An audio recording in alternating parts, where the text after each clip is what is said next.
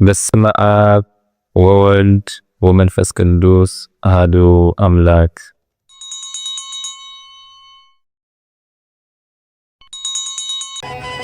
በስመ አብ ወወልድ ወመንፈስ ቅዱስ አሐዱ አምላክ አሜን።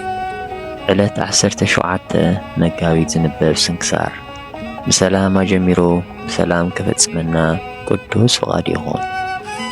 ኣብዛ ዕለት እዚኣ ድሕሪ ሞቱ ኣብ 4ይ መዓልቲ ካብ መቓብር ዘተንስኦ ንዑ ምስጋና ዝግብኦ ጎይታናን ኣምላኽና መድሓኒና ኢየሱስ ክርስቶስ ዓርኩ ቅዱስ ኣልዓዛር ጻድቕ ዓረፈ።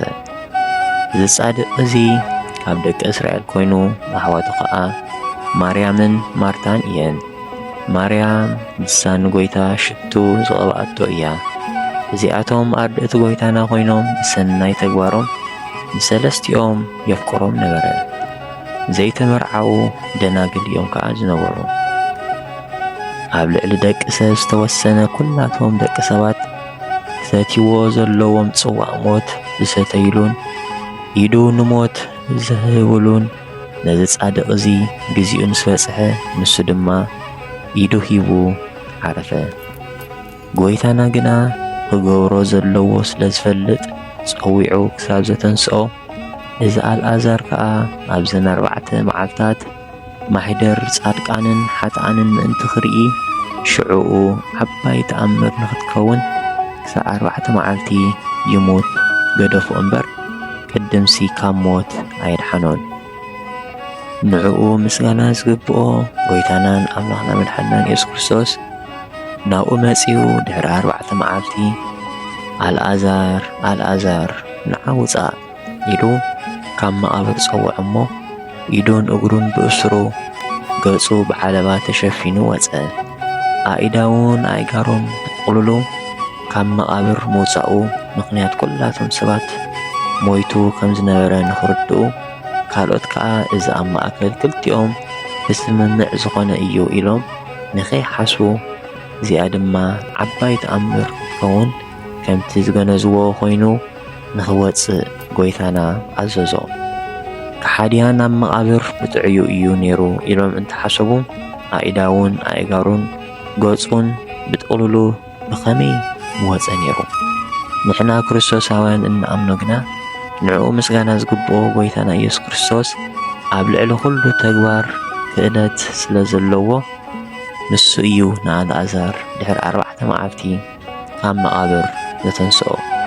ንጎይታናን ኣምላኽናን መድሓኒናን ኢየሱስ ክርስቶስ ምስ ሰማያዊ ሕያዋይ ኣቦኡን መሕወይ ዝኾነ መንፈስ ቅዱስን ንዘለኣለም ንዕኡ ምስጋና ይኹኖ። ሰላም እብል ከሲትየ ኣፈ በከዊነ ዓርኪ ኣምላክ ዘተሳተፈ ማሕደረ ኃጥኣን ይርአይ ወዘህሩያን ምዕራፈ እስከ ያነስኦ ከመ በወንጌል ተጽሕፈ በዛቲ ዕለት ኣልዓዛር ኣይረፈ።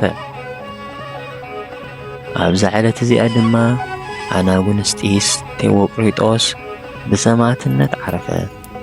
እዚ ቅዱስ እዚ ካብ ሃገረ ሮሜ ኮይኑ ንኹላቶም ክርስቲያን ሓዞም ንጣዖታት ክስውኡ ምስ ኣገደድዎም ንቴዎቅሪጦስ ምስኣቶም ሒዞም ናብ ንጉስ ኣብጽሕዎ እሞ ንጉስ ንኣማልኽቲ ትስውኡ ዶ ወይስ ብስቓይ ተንበሎ? ሽዑ ወዲ 15 ዓመት እዩ ዝነበረ እሞ ቴዎቅሪጦስ ንንጉስ ኣነስ ንዑ ምስጋና ዝግብኦ ንጎይታይን ኣምላኸይን መድሓኒየይን ኢየሱስ ክርስቶስ እየ ዝስውእ በሎ። ንጉስ ከዓ ቴዎቅሪጦስ ብኽፉእ ከይትመውት ሰውእ በሎ። ቴዎቅሪጦስ ድማ ኦ ንጉስ ክስውእ ከለኹ ምስ ጥበበኛታትካ ንዓርእ በሎ። ንጉስ ንኽስውእ ናብ ቤት ኣምላኹ ክወስድዎ ኣዘዘ። ንጉስ ድማ ክርኢ ኣብ ኣፍ ደገ ቤት ደው በለ።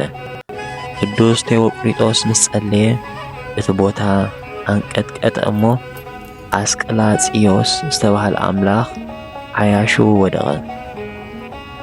ምልጋጹ ርዩ ንጉስ ኣፍንጭኡ ቆሪጾም ኣብ ቤት ማእሰርቲ ከኣስርዎ ኣዘዘ። ካልኣይ ድማ ዓሚቕ ጉድጓድ ኩዒቶም ኣብኡ ዕንጨይቲ ጸፍጺፎም ስጋኡ ካብ ኣካል ኣባላቱ ክሳዕ ዝፈላለ ኣንጊዑ ድማ ካብ ኣዕጽምቱ ክሳዕ ዝፈስስ ናብቲ ሓዊ ደርበይዎ።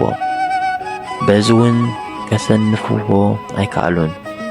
ካልኣይ ከዓ ኣብኡ ኣማልኽቶም ዝበቀልዎ መሲልዎም ኣብ ቤት ኣማልኽቶም ኣእትዮም ዓፀውዎ። ቴዎቅሪጦስ ግና ወርቂ ጣዖታት ቀጥቂጡ ንደናያንን ንመሳኪንን በተኖ። ክምለስ ከሎ ድማ ዓንቀጽ ከም ቅድሙ ይዕጾ ነበረ። ድሕሪ ሰሙን መዓልታት ንጉስ ክርኢ ምስ መጸ ንጣዖታቱ ተሰባቢሮምን ተደርብዮምን ረኸቦም። ንቅዱስ ቴዎቅሪጦስ ከዓ ከላግጸሎም ረኸቦም። ንጉስ ንቅዱስ ቴዎቅሪጦስ ከብዲ ውሽጡ ክሳዕ ዝርአ ስንጥቕዎ ኣዘዘ። ደጊሞም ከዓ ኣብ መጻወቲ ቤት ኣእትዮም ናብኡ ኣናብስ ክሰዱ ኣዘዘ እሞ ኣናብስ ግና ኣቑሳሉ ለሓሱ። ካልኣይ ከዓ ኣባላት ኣካሉ ክሳዕ ዝሰባበር ስጋኡ ክሳዕ ዝጥወ ኣብ መንቀራቅሮ በዓቲ ከእትውዎ ኣዘዘ እሞ በዚ እውን ኣይተሰነፈን። ንጉስ ጽንዓቱ ርኡ ርእሱ ብሰይፊ ክቖርጹ ኣዘዘ። ቅዱስ ኤሞሬዎስ ኤጲስቆጶስን ኩሎም ህዝቡን ከዓ ብጸሎቶም እናተራድእዎ ሰዓብዎ እሞ ብሰላምታ ቅዱሳን ድማ ተፋነውዎም። ወታደር ሰይፉ ኣልዒሉ ክብርቲ ክሳዱ ቆረጸ እሞ ሰማዕትነቱ ድማ ፈጸመ። በረኸቱ ንዘለዓለም ምስ ኩልና ህዝበ ክርስቲያን ይኹን። ሰላም ለቴዎቅሪጦስ አመ ተቀዝፈ አባለ እስከ ስጋሁ ተበጽለ እለ ርእይዎ አንከሩ እንተ ተውህበቶ ኃይለ ሶበ ቅብአ ጽጌ እምነ ቁስሉ ፈልፈለ ለአንፈ ኩሉ ዘይጽየኑ ኮለ።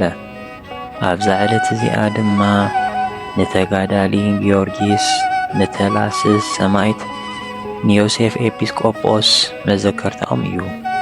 ንኒቆር ሊቀ ካህናት ድማ ፍልሰተ ስጋው እዩ።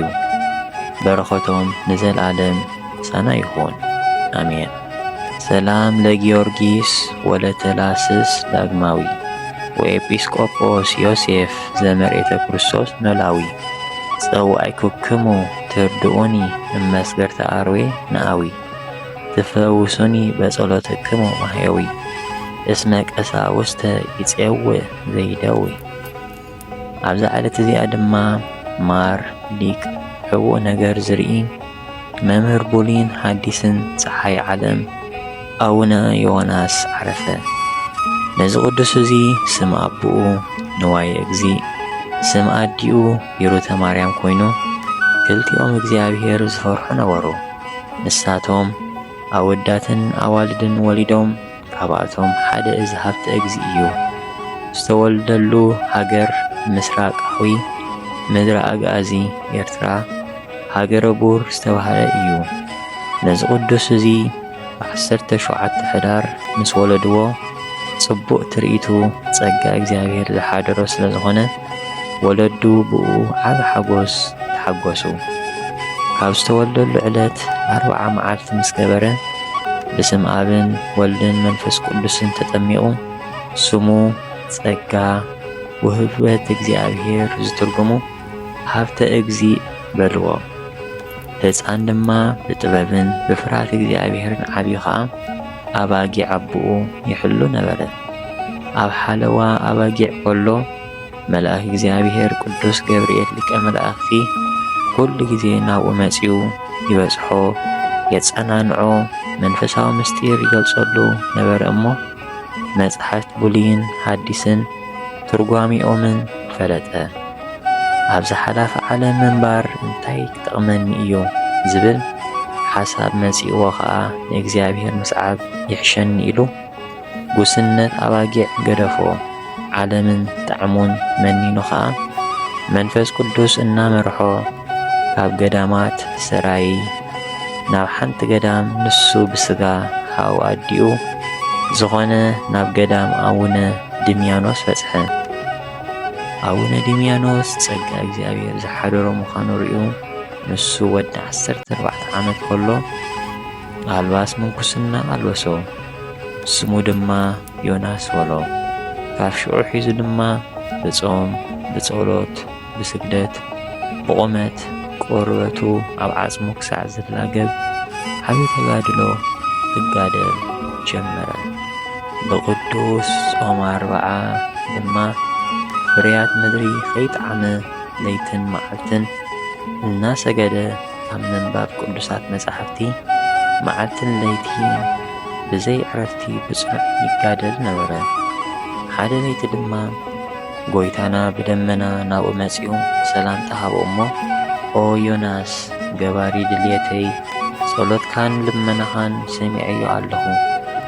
ካብ ሕጂ ክትምህርን ክትግስጽን ስልጣን ሂበካ ኣለኹ በሎ። እዚ ኢሉ ኸዓ ጎይታና ናብ ሰማያት ዓረገ። ኣቡነ ዮናስ እዚ ሰሚዑ ስም ኣምላኹ ኣመስገነ። ናብ ኩሉ ምድሪ ኣግኣዚ ኸይዱ ድማ ትምህርተ ወንጌል ሰበኸ። ብስብከቱ ድማ ብዙሃን ኣሕዛብ ካብ ኣምልኾ ጣዖት ናብ ኣምልኾ እግዚኣብሔር ተመጹ። ሓደ መዓልቲ ደቁ በዚሖም ርእዩ ኦ ጎይታ ጽሙና ዝፈቱ ዝሃብካኒ መጓሰ ኣባጊዐ ዝሕድረሉ ድማ ኣርየኒ ኢሉ ጸለየ እሞ ሽዑ ጎይታና ደብረ ፍቕርን ሰላምን ዝትርጉማ ሓንቲ ገዳም ደብረ ድሁሃን ዝተባህለት ገለጸሉ። ን1,000 ደቁ ኸዓ ኣምላኸይ ናብኡ ምእንታኹም ምስ ለመንኩ ስለ ዝገለጸለይ ኣብታ ገዳም ከይድኩም ተቐመጡ በሎም። ካልኣይ ኸዓ ን1,000 ደቁ ኣቡነ ዮናስ ቃል ኪዳን ዝተቐበለላ ናብ ደብረ ሳይል ሰደዶም።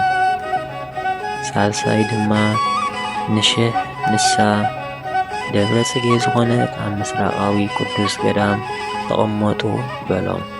ስርዓት ኣቡነ ጳጉሚስ ከይጥሕሱ ተላበቦም። ስርዓት ቀኖና መነኮሳ ድማ ወሰኑሎም። ሕቡእ ነገር ዝርኢ ኣቡነ ዮናስ ኣብ ሃገረ ኣግኣዚ ኸሎ ኣብ መንፈሳዊ ሰረገላ ተጻዒኑ ኢየሩሳሌም በጽሐ እሞ ጎይታና ኢየሱስ ክርስቶስ እናተራድኦ ልብሲ ተክህኖ ለቢሱ ኩሉ ስርዓት ቅዱስ ቁርባን ፈጸመ። ኣብ ሳልሳይ ሰዓት ናብ ገዳሙ ተመሊሱ ድማ ናይ ባርኾት እንጀራ መኽፈልቲ ቆረሰሎም።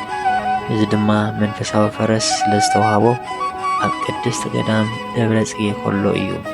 በዚ ከምዚ ተግባር ከዓ ብዙሕ ግዜ ነበረ። ነዚ ሑሪ ኣቡነ ዮናስ ናይ ምፍዋስ ጸጋ ተዋሂብዎ ብጸሎቱ ንሕሙማን ንድውያን ይፍውስ፣ ንኣጋንንቲ የወፅእ፣ ሙታን የተንስእ ነበረ። ብጸሎቱ ካብ ሞት ዘተንስኦም ንቐዳማይ ስሙ ተንስኣ ክርስቶስ፣ ንኻልኣይ ሙሴ፣ ሳልሳይ ግና መንእሰይ እዩ። ኣቡነ ዮናስ ኣብ ደብረ ድውሃን ከሎ ኣብኡ ብዝሓደረ መንፈስ ቅዱስ ዕለት ዕረፍቱ ፈለጠ እሞ ኣብ ኣተን ዝተቐብረ ካብ ፍርዲ ደይኒ ንኽድሕን ብዛዕባ ገዳማት ደቁ ጸለየ። ቀዳማይ ኣብ ደብረ ሳይል ኣብ ማእከል ቀላይ ከሎ፣ ካልኣይ ኣብ ደብረ ጽጌ፣ ሳልሳይ ኣብ ደብረ ድውሃን ካብ ጎይታ ከም ዝብል ቃል ኪዳን ተቐበለ። ኦ ዮናስ ገባሪ ፍቓደይ ኩሉ ቃል መጽሓፍ ገድልኻ ሰሚዑ ቆቢዕን ኣስኬማን ዝለበሰ ኣስራት ይበካ ኣለኹ። ስምካ ብምጽዋዕን ብጸሎትካን ንዝተማህፀነ ቁጽሪ ብዘይብሉ ትምሕረልካ እየ። ተዝካርካ ዝገበረ መጽሓፍ ገድልኻ ዝጸሓፈ ባዕሉ ዝጸሓፈ ሓጢኣቱ ተሰሪርሉ ክድሕን እዩ። ናይ ምሸትን ናይ ንግሆን ጽላሎታ ዝበጽሖ ንገዳምካ ዝሰገደ መብጽዓ ዝተማባጽዐ ብንጹህ ሕልምና መባእ ዘውደቐ ዝሃበ ምሒረልካ ኣለኹ ኢሉ ጎይታና ናብ ሰማይ ዓረገ። ብድሕሪ እዚ ኣቡነ ዮናስ ናብ ደብረ ሳይልን ናብ ምስራቃዊ ገዳምን ናብ ዘለዉ ግደቁ መልእኽቲ ለኣኸ እሞ ኩላቶም ተኣከቡ። በረኸትኩም ካብ ጠሊ ሰማይን ካብ ስብሓት ምድርን ይኹኑ እሞ ጳውሎስ ሓወኹም ኣብ ክንዳይ ኣባ ኣቦ ኾነኩም ሂበኩም ኣለኹ በሎ። ደቁ ከም ብሓደ ንስኻ ዝበልካዮ ይኹነና በልዎ። ብፍቕርን ብሰላምን ንበሩ። ኣምላኽ ሰላም ንሳኻትኩም ይኹን ድማ በሎም። እዚ ኢሉ ኸሎ ዕድሚኡ 95 ዓመት ኮይኑ ብ17 መጋቢት ብ1451 ዓመተ ምህረት ዘለዓለማዊ ዕረፍቲ ዓረፈ። ኣብ ገዳም ደብረ ድውሃን ከዓ ቀበርዎ። ከምቲ ብሂወት ከሎ ኣቦታትና ሊቃውንቲ ቢስንበረሶም ብግዜ ጾም በዓል ምግባር ስለ ዝተኸልከሉ መዘከርታይ ኣብ ግዜ ጾም ኣይትግበሩ ዝበሎ። ብዛዕባ እዚ ከዓ ካብ ዕምቆት ልቡ ስለ ዘፍቅራ መዘከርታ በዓለይ ምስ በዓል እግዝእትነ ማርያም ግበሩ ስለ ዝበለ መዘከርታ በዓሉ ብ21 ጥሪ ተገብረ። ንኣቡነ ዮናስ ድሕሪ ዕረፍቱ ከም ወሓዚ ማይ ካብ መቓብሩ ዘይተፈልፈለ እሞ ደቁ እናቐድሑ መብራህቲ ይገብሩ። ኣብ 4 መኣዝን ኣብ ቤተ ክርስቲያን ገዳመ ድውሃን መቓብሩ ከዓ ዓመት መጸ ይበርህ ነበረ። ብዙሓን ሕሙማን ናብኡ መጺኦም ካብ ዘይተቃዋሚ ቀንዴል ይቕብኡ እሞ ካብ ሕማሞም ተፈወሱ።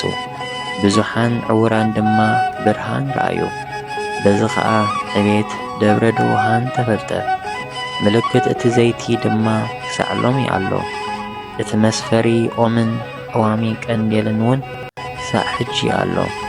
ጸሎቱን በረኸቱን ነዚ ጻድቕ ኣቡነ ዮናስ ንዘለዓለም ምስ ኩልና ህዝበ ክርስቲያን ይኹን።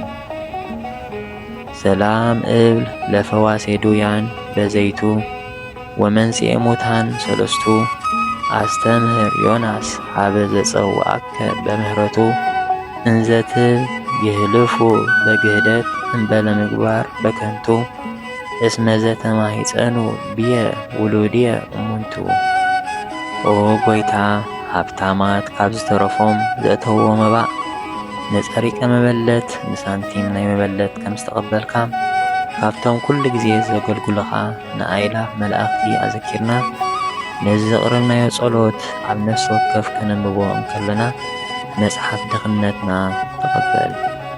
ቅዱሳን ነቢያትን ሰባኽያን ሐዋርያትን ጻድቃንን ሰማዕታትን ትጉሃን መላእኽትን ከምኡውን ደናግል መነኮሳት ሄራን ካብ ንእሽተይ ህፃን ክሳብ ዓቢ ኣረጋዊ ኣብዛ ቦታ ተኣኪቦም ንዘለዉ ቡራኬ ባርኹ።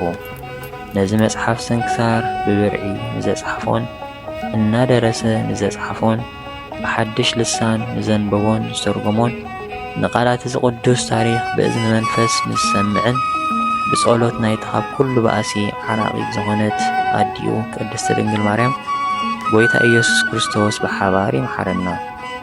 ኣብዛ ዓለት እዚኣ ዝዓረፍኩም ጻድቃንን ሰማዕትን ሰላምታ ይግባኣኩም። ንስኻትኩም ንዓለም ብብዙሕ ትዕግስቲ ዝሰዓርኩም ኢኹም ሞት ካባና ብዘይ ንስሓ።